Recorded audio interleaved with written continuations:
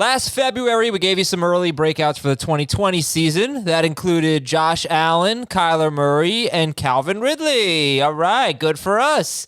It also included Darius Geis, Justin Jackson, and a couple of players named DJ, who are once again on the early breakout list. They were there in 2020. They didn't really have the seasons we were hoping for, but they're back in 2021. You probably know who they are. I'm Adam Azer. You probably know Dave Richard and Jamie Eisenberg and Chris Towers. We'll get early breakouts from them. We have a lot of tight ends on the list today, and we have a lot of year two players, which is really no surprise. We also have Ben Schrager back, and that's big news. He's been out for 2 weeks. Ben, welcome back. We missed you, man. Tell us about the last 2 weeks of your life. I miss you. So much has happened. The first week I had no power, no heat or anything, but we survived. And the last week I went to Florida. I went to Houston. I've got the vaccine. So we're in great shape. I'm glad to be back. You've got the vaccine as in you have like vials of it and you're hoarding it? I have like 10 vaccines. I'm hoarding them. So, leave those Apple Podcast ratings and we'll see what we can do. He's hoarding them and trying to sell them like Top Shot highlights. Was it like a heist situation? Yeah, we're not going to talk about it. All right. Respect that. All right, so I got a segment called Dissing Your Breakouts. I picked one early breakout that you gave me. I'm going to tell you something bad about this player, and you're going to have to tell me why I should stop dissing your breakout and why everything's going to be just fine. Just okay? No, just great in 2021. Jamie, you're up first. Are you ready to be dissed? Sure. All right, let's do it. Dissing your breakout. Jamie has DJ Chark on his list. He was also, I don't know who had him last year, but he was an early breakout. Probably me. Probably. He had in his first 5 games of 2019. I don't care. Okay. All right, you didn't let me diss you yet. First 5 games of 2019. It doesn't matter. He had 485 yards and 5 touchdowns. Great. Since week 6 of that year, 23 games, he has scored 14 PPR fantasy points 6 times. He has been on pace in those 23 games for 69 catches, 855 yards, and 6 touchdowns on 121 targets. He basically hasn't been good since the first 6 games of 2019. So, I've dissed your breakout. Tell me why you don't care. Now I'm going to make you work because I'm going to curse. Oh, no. Come on, no. Please don't. He had a insert bad word, bad quarterback. He's not going to have that anymore. It's easy to say that when Heath's not around. But I would say it to his face like I have many times before. All right, yeah, the quarterback will be better. But I get, are you worried that we're assuming skill level for him based on those 6 games, basically, or those 5 games rather, and rather than looking at really hasn't been that great of a wide receiver since that early start to 2019?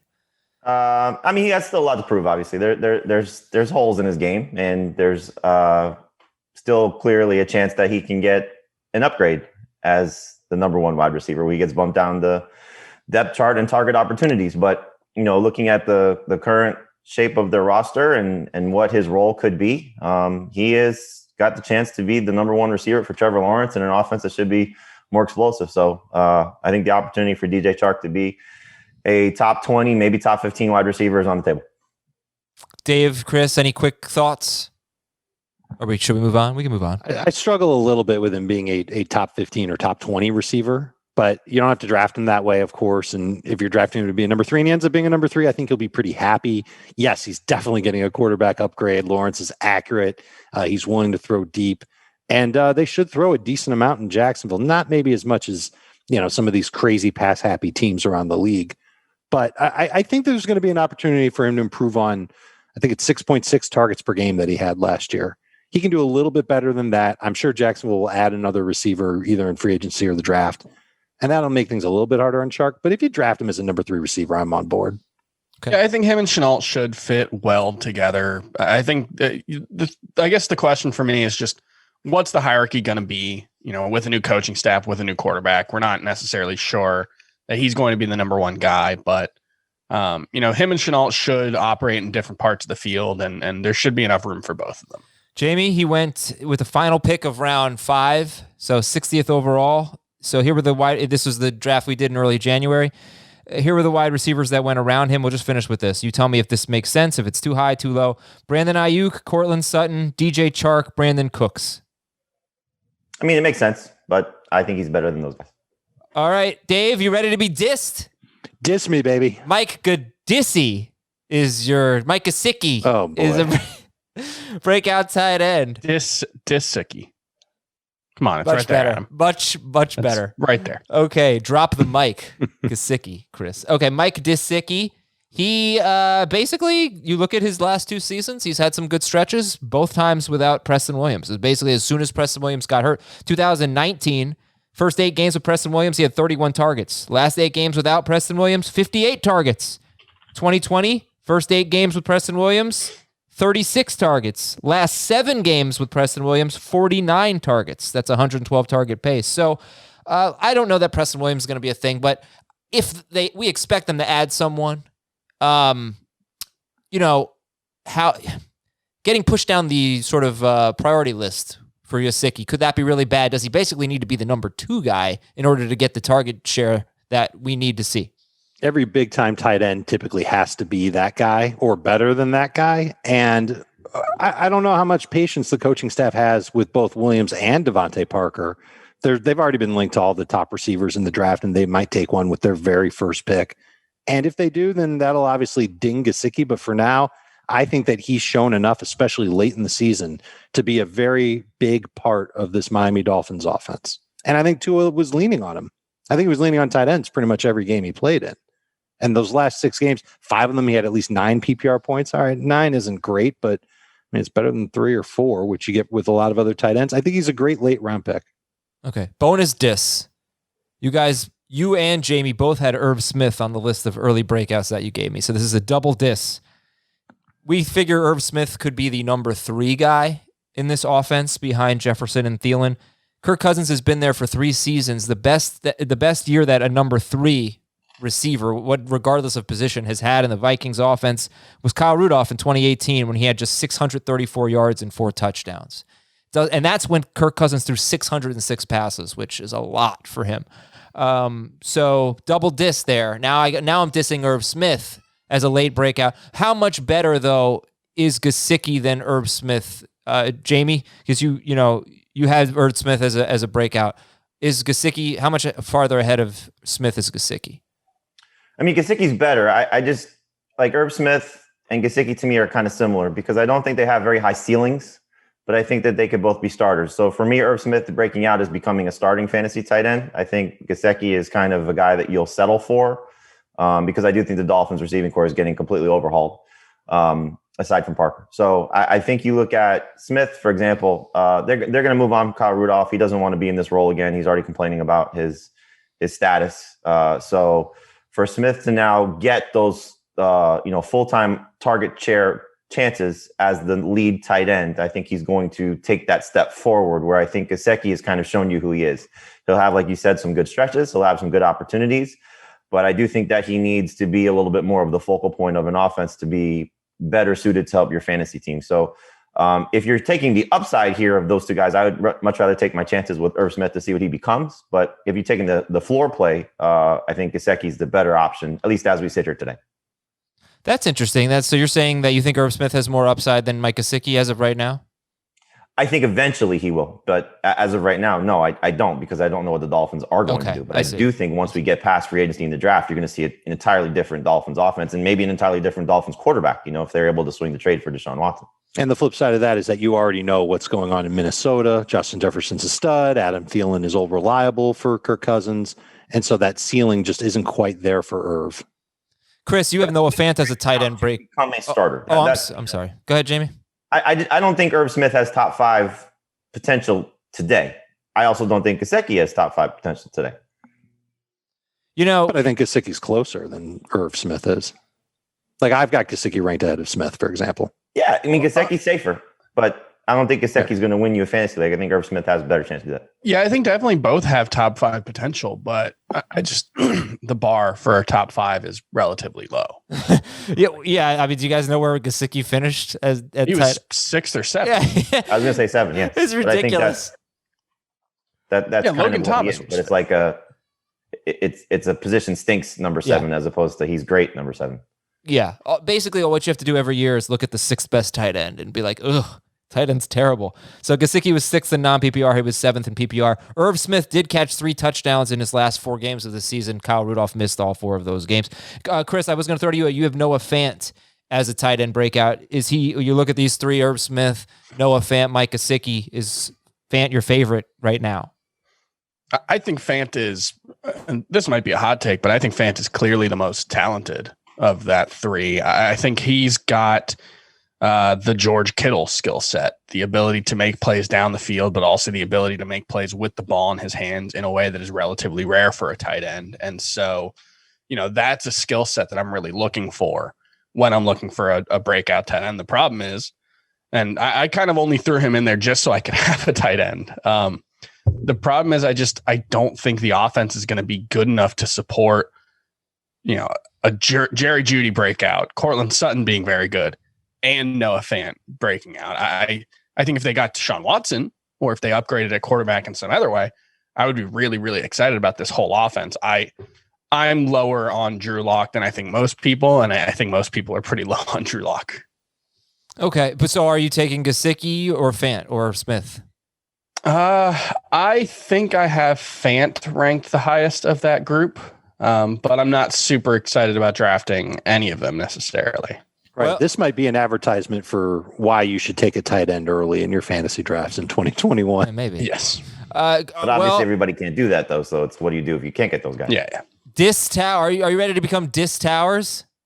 Sure. All right. Let's diss Chris's breakout. Let's do it. One of them was Marquise Brown. It's pretty simple, actually. He has not been a top 40 wide receiver per game in either of his first 2 seasons, and the Ravens have been last in pass attempts 2 straight years. Diss Towers. Well, neither have you. So I think you got me there. Talking. No, that's true. The Ravens aren't going to throw the ball very much. I think we can all agree on that. Did they actually throw the ball less in 2020 than they did in 2019? It was pretty close. Last in the NFL both years. I don't know about that, though. The thing is, Marquise Brown early on in the season was getting the kind of target share that a number 1 wide receiver is supposed to be. And it was, primarily downfield targets, which is what we wanted to see. That's what you're going to need in a low volume passing offense to be a good fantasy option at wide receiver. The problem was him and Lamar Jackson just couldn't get on the same page. Lamar Jackson was really bad on his deep attempts. Through the first 10 weeks of the season, he was 9 of 32 on passes that went 20 yards or more downfield. Over the last 7 weeks of the season, he was 9 of 20. We're talking about small sample sizes. I don't want to overreact to that, but that also coincided with Marquise Brown taking a nice step forward.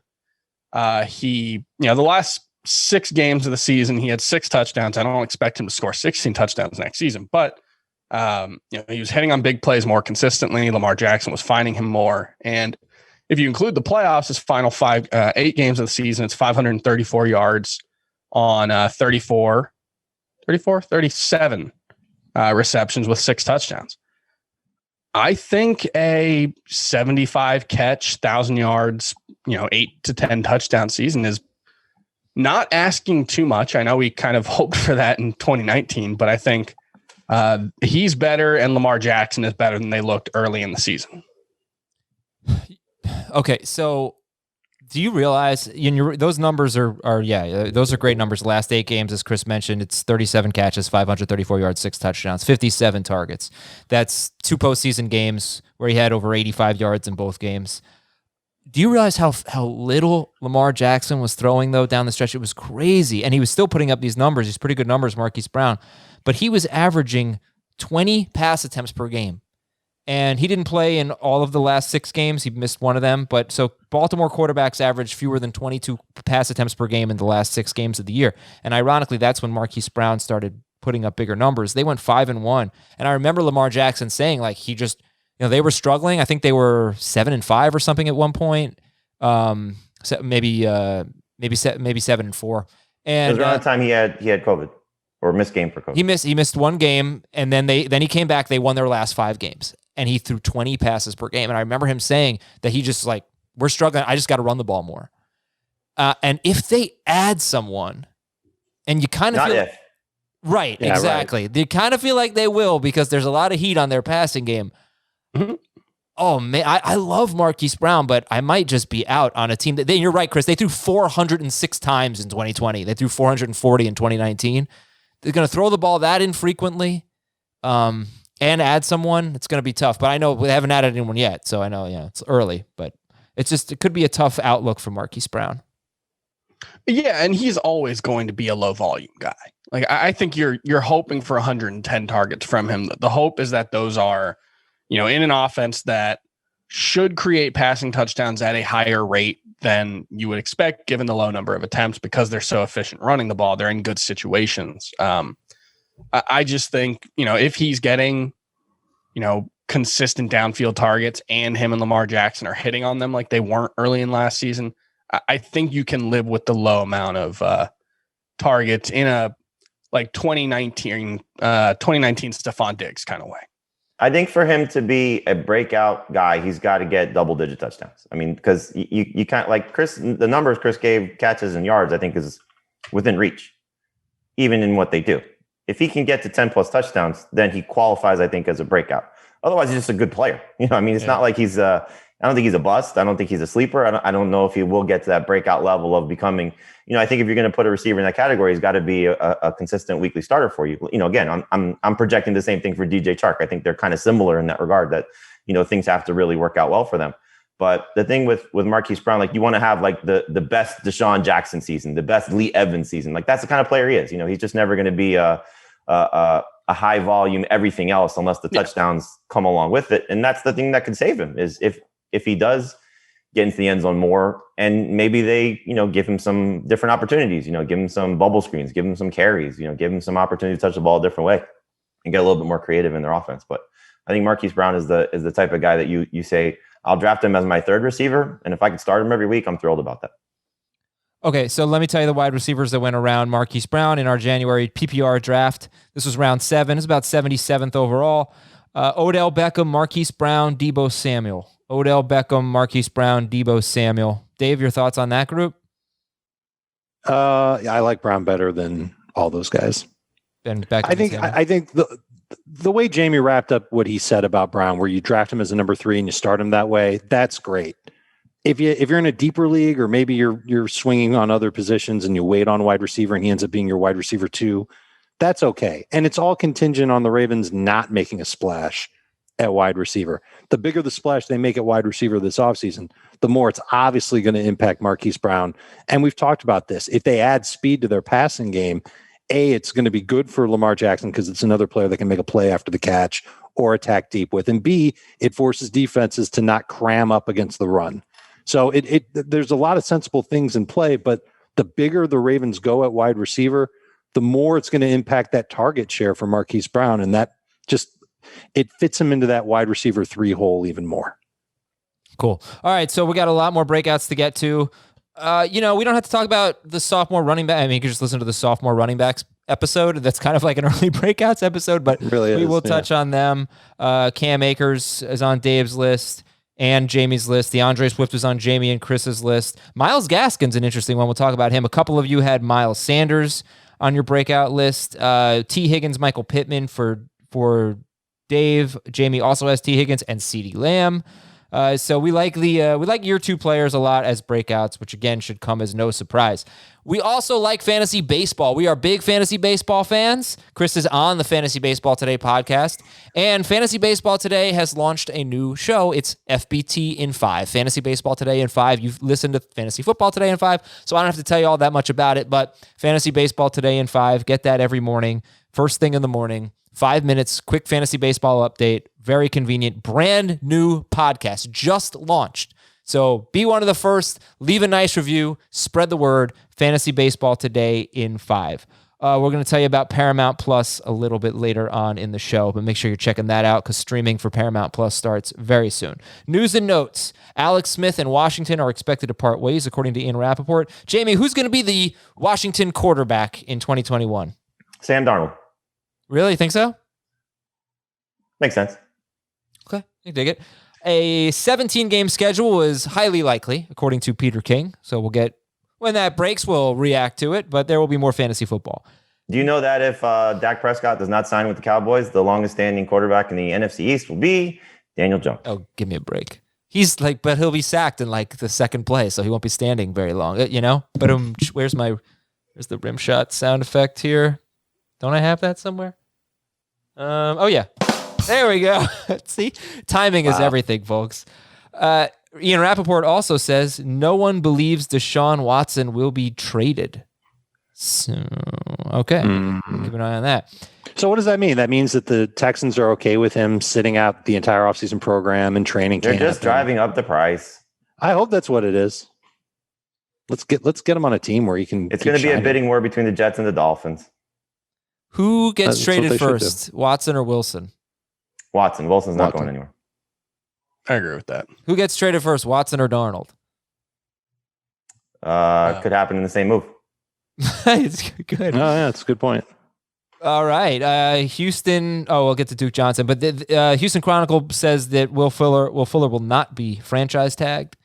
And Houston released running back Duke Johnson and center Nick Martin. They may want to resign Duke Johnson at a lower salary, according to the Houston Chronicle. He had 28 catches in 11 games. If you're wondering, how many catches did David Johnson have without Duke Johnson? He had 2, 11, 3, and 3. David Johnson had 33 catches for the season. He had 11 of them in one game. Neither of them were that involved in the passing game. A lot of that been the case in Houston. I think a lot of that depends on Deshaun Watson. If Deshaun Watson's there, I don't think they're going to have many opportunities for running backs to catch the ball. That's just been the case for him his entire career, and it's something to keep in mind wherever he gets traded. Okay, you hear that, LaMichael Pirine? San Francisco has inquired about Teddy Bridgewater, according to The Athletic.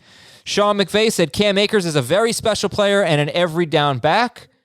Julian Edelman may not fully recover from his knee injury. So hopefully he can get back on the field. If not, it's going to make Jacoby Myers a lot more interesting. Meanwhile, opt-out news or opt-in news, New England did not have their safety, Patrick Chung, their linebacker, Diontae Hightower, their offensive lineman, Marcus Cannon, last year. They all opted out. They all plan on playing in 2021. Same thing with Giants. Formerly left tackle, if he's on the team, will probably be the right tackle. Nate Solder, he plans on playing in 2021. All right, let's do a few more breakouts here. A lot more breakouts.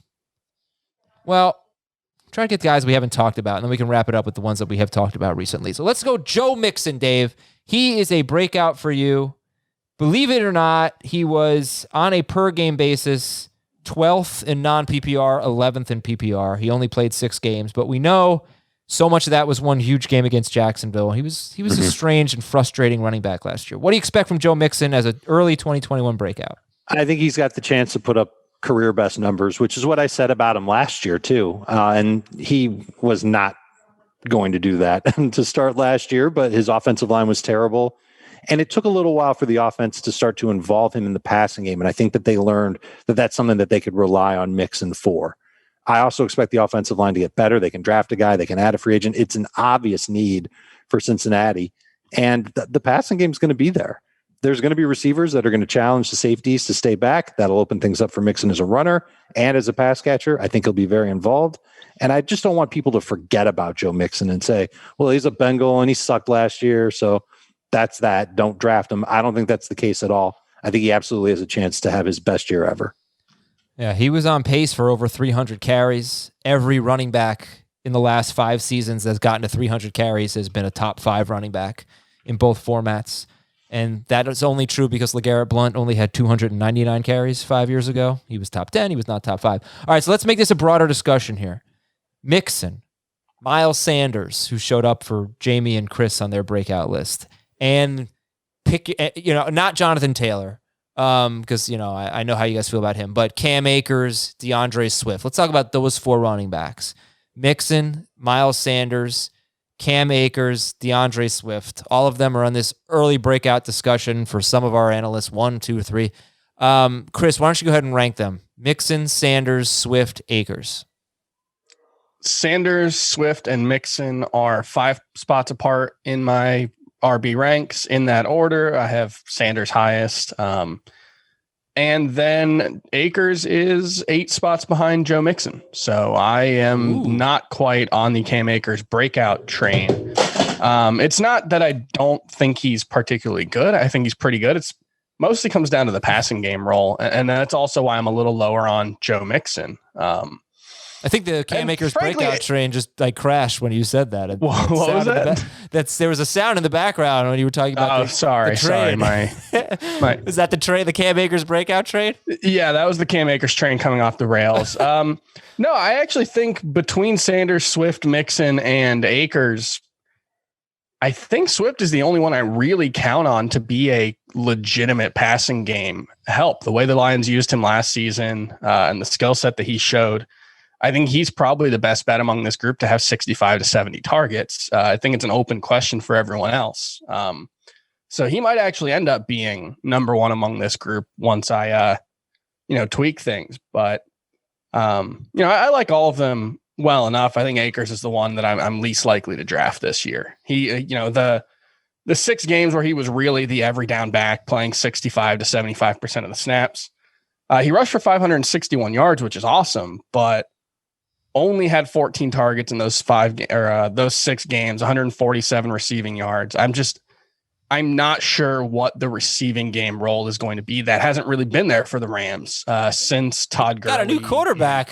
Throws to his running backs all the time. In fact, and DeAndre Swift has a new quarterback that hasn't thrown to his running backs in 2 years. I just don't. I think that matters a lot more within the context of the offense than the quarterback themselves. There are certain quarterbacks who don't throw the ball to the running backs, but that's mostly mobile quarterbacks like Deshaun Watson, who are more willing to scramble than just dump it off. So, Akers, the carries he got huge carry numbers: 28 in the first playoff game, 132 overall in those 6 games. When that 15 to 16 per game rather than 20 to 25, I'm just not sure how high the ceiling is if that receiving role doesn't materialize. All right, Jamie, why don't you give us your rankings of those 4? Chris went Miles Sanders, Swift, Mixon, Akers. Akers, Swift, Sanders, Mixon. Akers, Swift. So you go Akers first. Wow, Akers, Swift, Sanders, Mixon. Okay, and then Dave. They're all in my top 15 though. Okay, Dave, give me your quick ranking. Then Jamie, I'll let you expand on Akers number 1. Akers, Swift, Mixon, Sanders. Yeah, well, very interesting. Okay, Jamie, you're up first. Akers number 1. I just think their game flow is going to be a lot in his favor. This is going to be a team that's going to have a chance to win a lot of games. I think his role in the passing game will increase slightly. I don't think it's going to be to a point where he's a dynamic pass catcher, but I think a full offseason is going to matter for him tremendously. I do think the quarterback change will help him. I also think that McVay is going to realize what his skill set is and expand that based on what he did in college. He was a pretty good pass catcher at Florida State, and I think that will carry over to the NFL as well, as he's used in more some obvious passing down situations. I don't think they've fully trusted him until the end of the season to be a little bit more of a pass blocker. So just being on the field in those situations with Malcolm Brown gone, a veteran that they trusted to be in those spots, he's not going to be part of the roster anymore. So I think Akers can be a 35 to 40 catch guy, and what he'll do running the ball, I think that will put him in the top 10 range. So that's why I think he's a breakout candidate as well.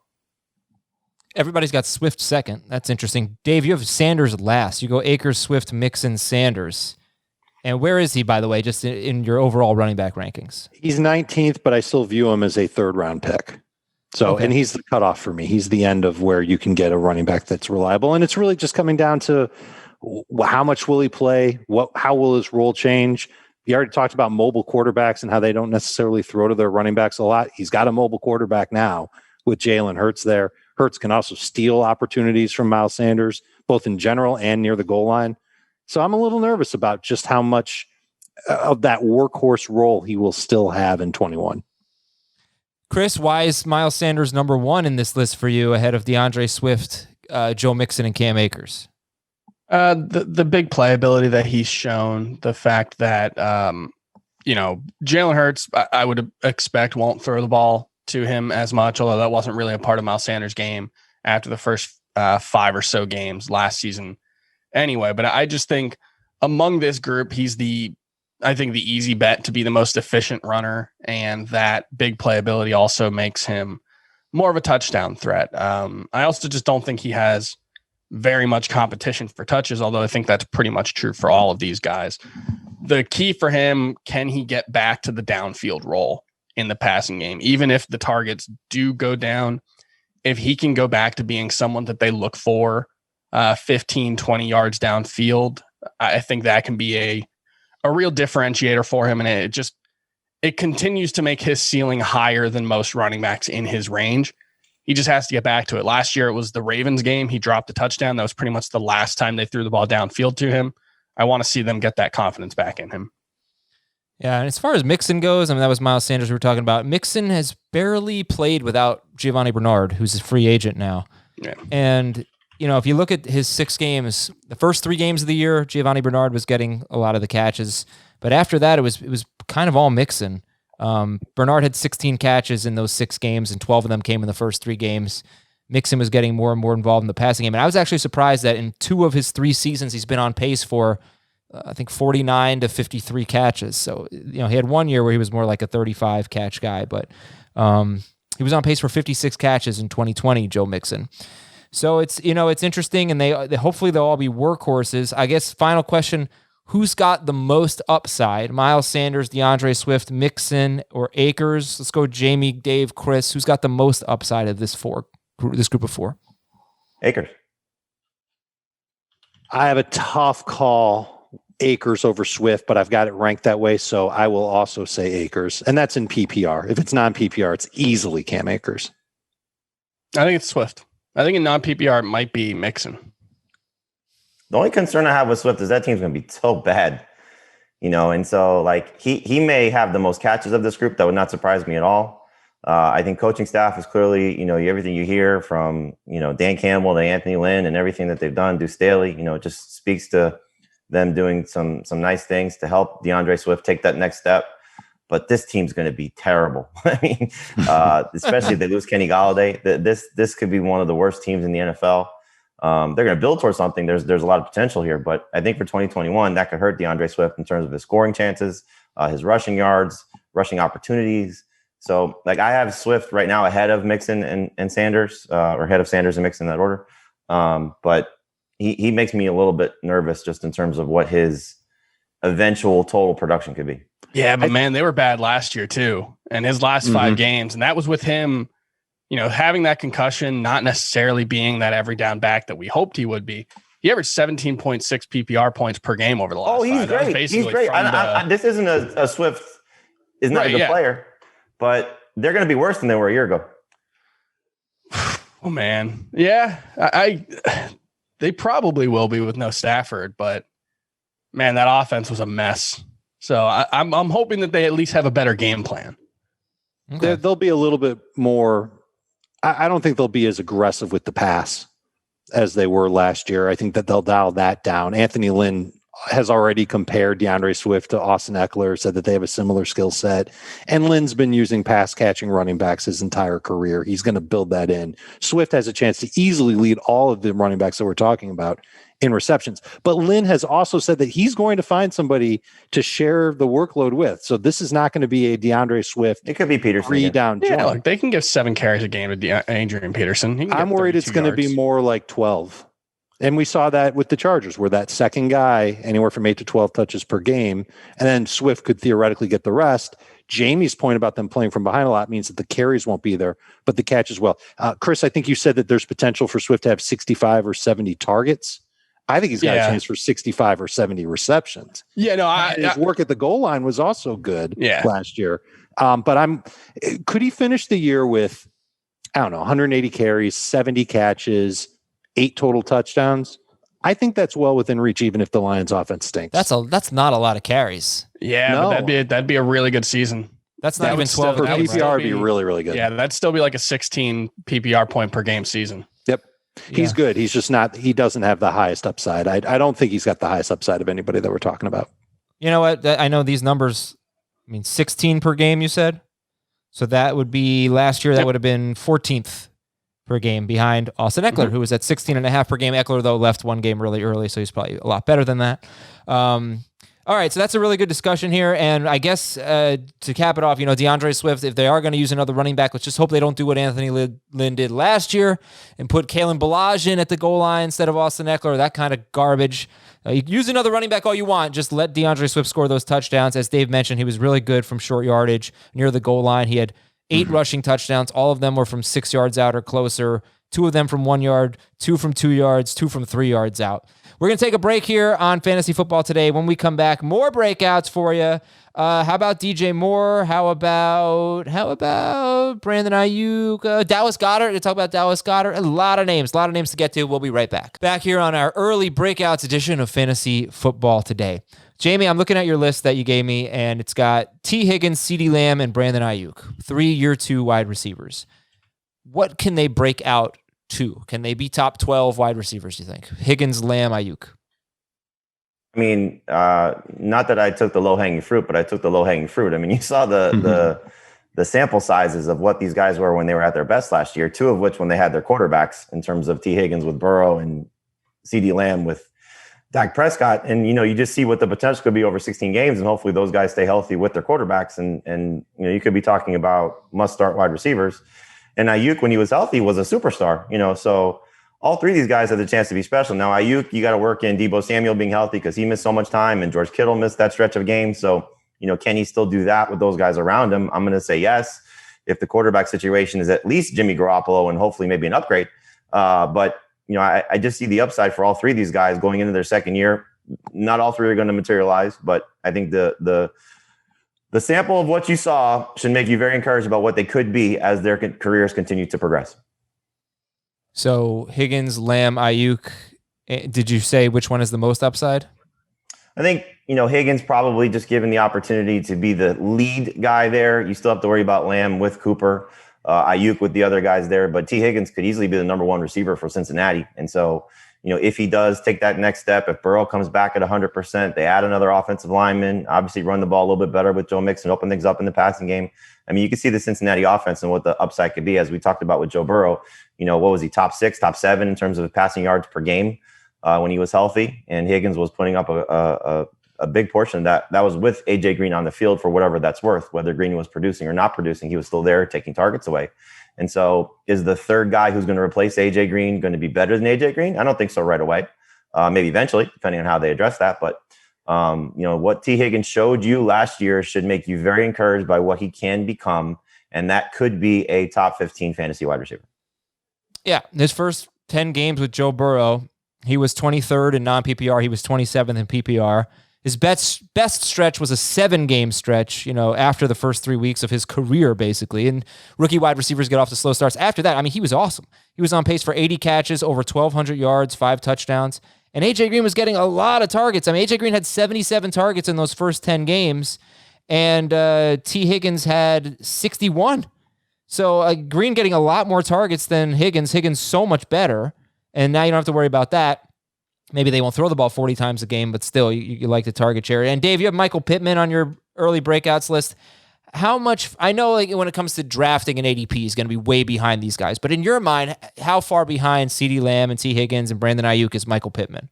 He's still fairly far behind. I mean, we're talking the neighborhood of 30 picks overall, so maybe 3 rounds behind them.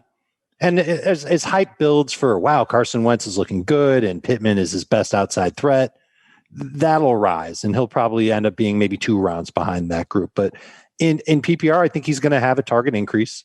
I'm expecting T.Y. Hilton to leave Indianapolis and go somewhere else.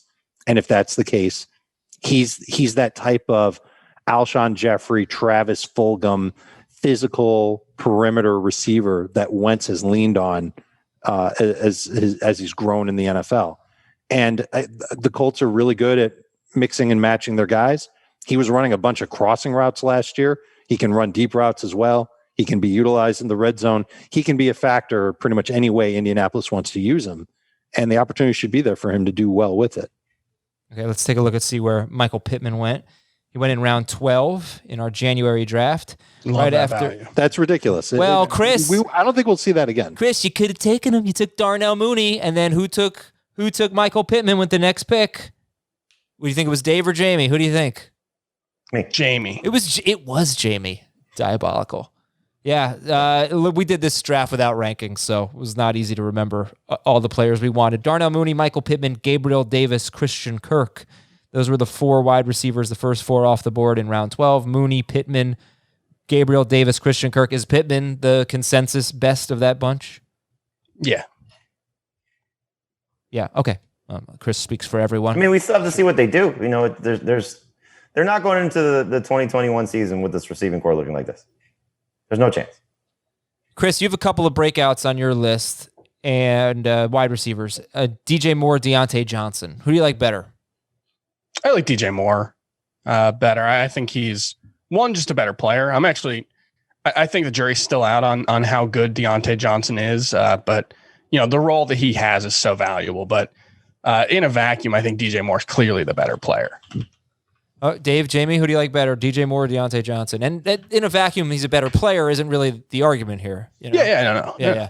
DJ Moore is the better player. DJ Moore has the higher ceiling. I don't see Diontae Johnson being better than he was last year, unless just things dramatically change for him, because he was pretty good last year. So it's not like it's a knock on Diontae Johnson or Chris saying he's going to be a breakout player. I just don't know if there's a lot more room for him to grow in the current construct of the Steelers offense. Well, if Juju leaves, that theoretically opens the door for more targets for Diontae Johnson. The problem is they'll just throw James Washington in there and throw him the ball, more than as much as they were throwing the ball to Juju. I'd be surprised. No. But they'll throw him the ball more. And obviously Claypool's getting a bigger role, and obviously they're going to have to address the run game too. So I just don't see Diontae Johnson being that much better than he was. Right. I think all of that's true, but Chase Claypool and James Washington are very different players. And I just don't think they would use them the way they use Juju. Diontae and Juju were the short area guys. I think Juju may come back. He may come back. There's a report saying that he's gone. He's had some quotes saying he wants to come back. But for me, it's just... he may take a discount to stay. If Diontae Johnson has a similar role as last year, if he gets 144 targets, I just think he'll be better. I think the drops won't be as much of an issue. I think his catch rate will be a lot higher. And he had, remember, he had a lot of games where he left early with injuries. He played 15 games, but he had one game where he played only 8% of the snaps. Another was 24%. He was a really frustrating player, especially in the early to middle part of the season. I think he can become a more consistent pass catcher with this high volume, short yardage role. I think he could be someone who, catches 110 passes in this offense, and that's going to have a lot of value. I think he'll just... Honestly, I just think he plays better in year 3. Yeah, hopefully he doesn't drop the ball as much. First thing, Ed Bouchette of The Athletic believes that Juju's gone. Doesn't think that he'll be back. He said basically the same thing with James Conner. Second of all, with Conner gone and a huge question mark at running back for Pittsburgh, does that mean even more short area passing for the Steelers? It'd be hard to do more. Please, no. I know it's ridiculous. It's completely preposterous that they keep doing what they've been doing. And my problem is, I see the talent with Diontae Johnson, and I do have him literally one spot ahead of DJ Moore, and I have both of them literally one spot ahead of Chase Claypool. And I think about Johnson and Claypool, and I think about Roethlisberger, and I get that feeling in my stomach that I'm going to be sick, because I'm just not sure that Roethlisberger, he had flashes of greatness last year, but they usually came after a half of terrible passing. What's going to happen next year? How is he going to be able to improve? I expect him to be pretty bad again. Yeah, I expect him to be pretty bad again. But that's kind of why I like. But that's kind of why I like Diontae Johnson, because it's a lot easier to throw the ball 6 yards down the field than it is 15. Yeah, but defenses are going to know it. I do get a little nervous about these receivers, and I really like Claypool, but I get nervous given Roethlisberger's arm. Would you guys rather have Diontae Johnson or Adam Thielen? I have Johnson higher. Yeah. Thielen. Diontae Johnson or Robert Woods? Robert Woods. I'll take one. That was. I have Woods one spot higher. Me too. Yeah, and Juju said yesterday, he's hoping to return to Pittsburgh. Yeah.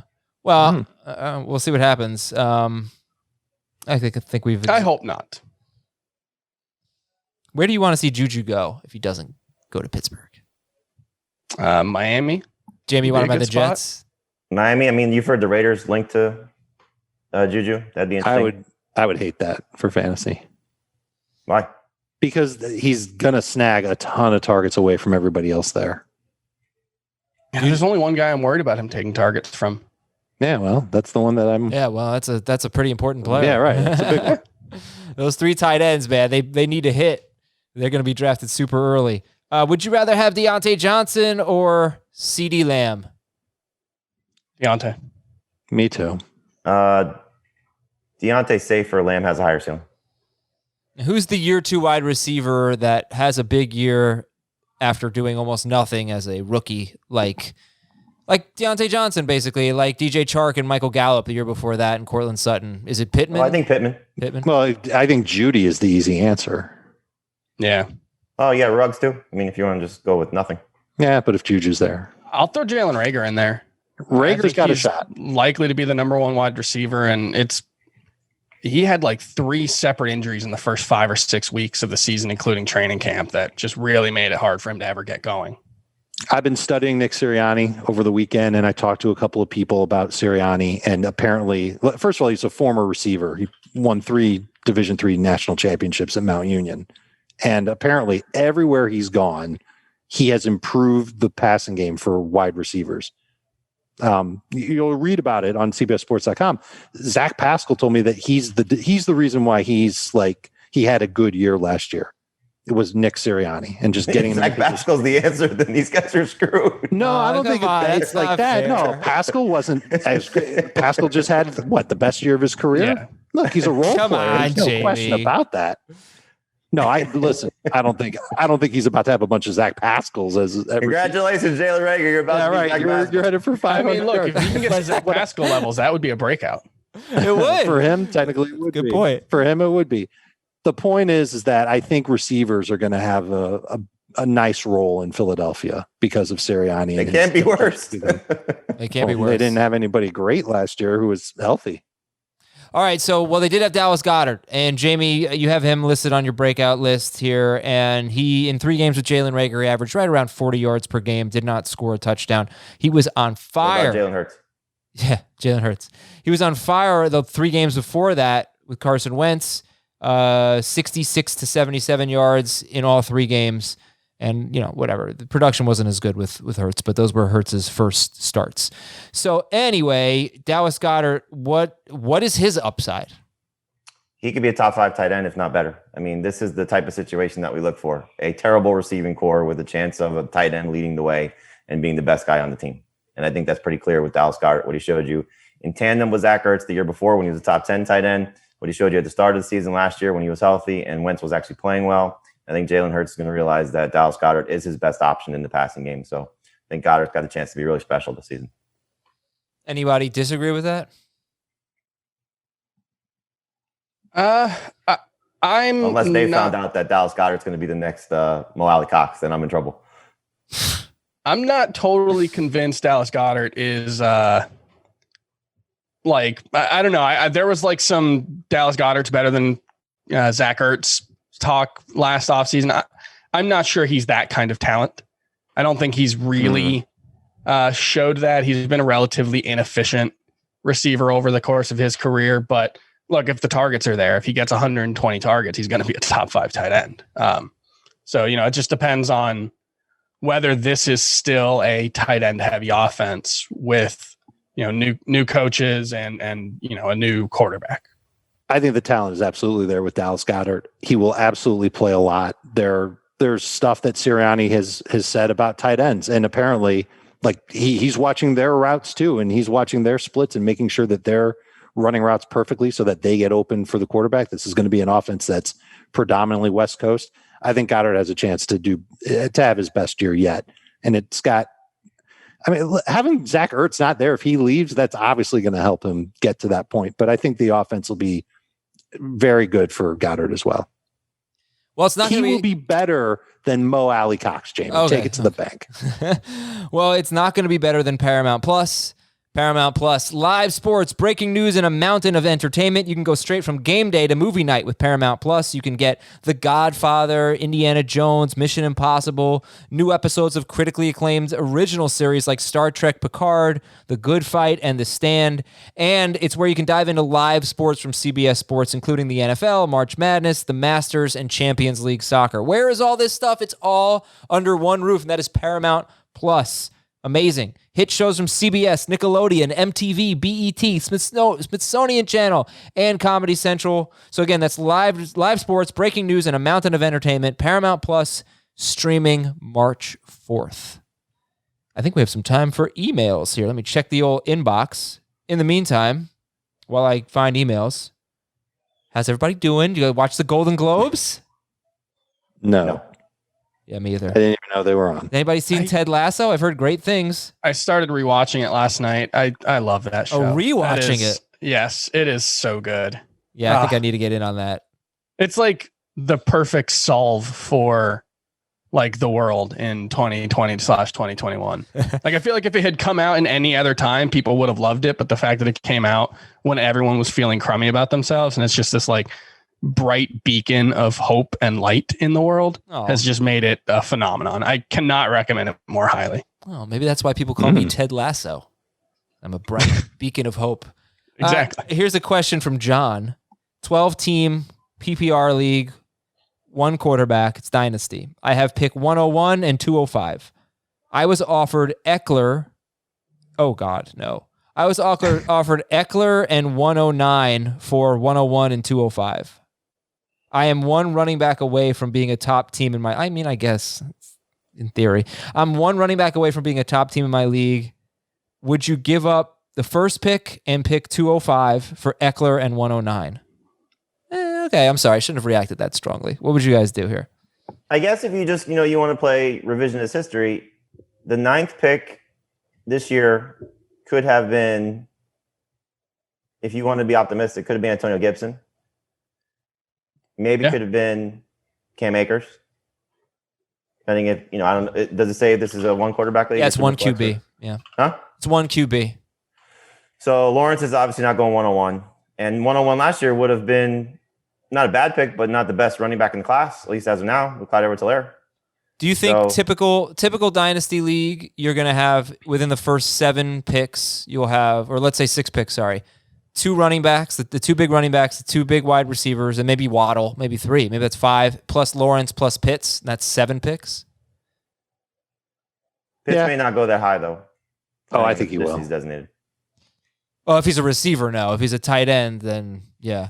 Then maybe. But so that's what I'm getting at is with the 9th pick, you might be able to get the 4th best wide receiver, the 3rd best running back in the class. That's what I'm saying, though. Yeah. Like you're getting Eckler in that. Yeah. Yeah, I think you probably do it. The chances of whoever you pick at 101 being better than Eckler in 2021 are pretty slim. Maybe 2022. Eckler's only 25. Right. Yeah. And I think he's just also like, I have him as a top 5 or 6 running back for 2021. So I think you're getting that elite player. And he's got to be an elite player before we call him an elite, like for a full season, because he's not shown that he can hold up to that. He's clearly going running back if he gets 101, if he stays at 101, right? So he's going. So that'll either be Harris or Etienne. If Etienne goes to the Dolphins, Adam, who would you rather have, Etienne or Eckler? Long term? No, 2021. Eckler. That's not close. I don't know because sometimes you get those rookie running backs that just have these monster seasons, and I think Etienne would be capable of doing it if he goes to the right spot. He certainly would be capable of it, but I would still rather have Eckler right now. Adam, Eckler was the number 4 RB in 2019. Yeah. Okay, but he did not have a full workload. That's what I'm saying. He hasn't shown that he can handle a full workload for a full season. He's very small. Yeah, I don't expect him to ever have to prove he can hang on. I don't want him to get hurt. Yeah, no, that's fair. I just think before we go to the next question, just because you teased it, and I think it should be brought up. Chris had Gaskin as a breakout. Oh crap! Yeah, I forgot about that. Yeah, and obviously that depends on who they bring in. I would assume they bring someone in, but if not, you're talking about he was one of the most consistently good running backs in fantasy last season. I think it's a really good situation for him.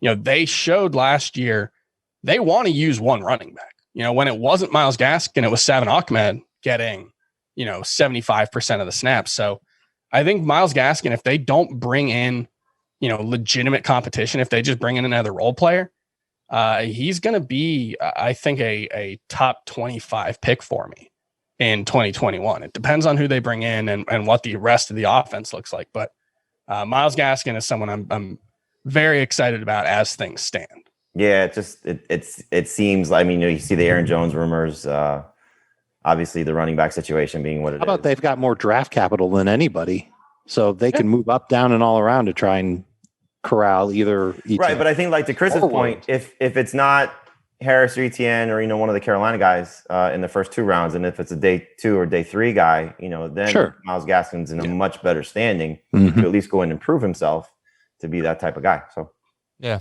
And what I just want to clarify what I was talking about with Eckler. He's only had his career high is 132 carries. So that's just my only concern, that he might not be a workhorse. He was for 4 games in 2019 when he was RB4, but he also had 92 catches that year, which is just give me the trade again. It's Eckler and 109 for what? Eckler and 109 for 101 and 205. PPR. And he doesn't give the rest of it, or they don't give the rest of the roster. He said he's one running back away from being a contender. Look, Eckler makes you a contender 2021. The question becomes 2022 and beyond. Because it's Harris. Harris to me is the best running back in his class. And if he is what he could be with the right team, then you don't want to pass that up. So if he can hold off on the trade until the NFL draft, then I might try and do that. All right, I know you love to hold things against me 4 years later, so you can hold this against me. Travis Etienne is definitely the best running back in this class. He might be. To me, they're 1 and 1A. I'm not. To me, they're 1 and 4A. Like, he is. Travis Etienne is going to blow the doors off of Najee Harris. Of course, it will matter where they end up, but I'm calling my shot. I'll have an opinion on that once I find out where they land. Yeah, fine. All right, last one here from Nick. Another dynasty question. Travis Etienne can end up in a crappy situation like Edward Hilaire and go to the Chiefs. Oh, wouldn't that be something? 14-team full PPR, 1 QB. I have the 1.14. I have the 14th pick, 1.14. Why do I keep saying 1.14? In our startup draft, and 1.01 in the rookie draft. Okay, so they're doing a startup draft and then a rookie draft. So he's got the top pick in the rookie. He's got the last pick in the veteran draft, and he's got the first pick in the rookie draft. I was offered the 12th pick in the startup draft for my 3rd round pick and pick 101. No, why would you do that? Just to move up 2 spots? No, you don't do that. No, why would you do that? This one's an easy no. I'm just going to respond. No. Exclamation point. Thank you, Nick. And we're out of here for today. Thanks to Chris and Dave and Jamie and Ben Schrager. Good to have Ben back. All of you for listening. We appreciate it. We will talk to you tomorrow with early busts on Fantasy Football Today. Want more of the Fantasy Football Today podcast and nonstop year-round fantasy advice? It's simple. Hit the subscribe button and hang with us all throughout the year.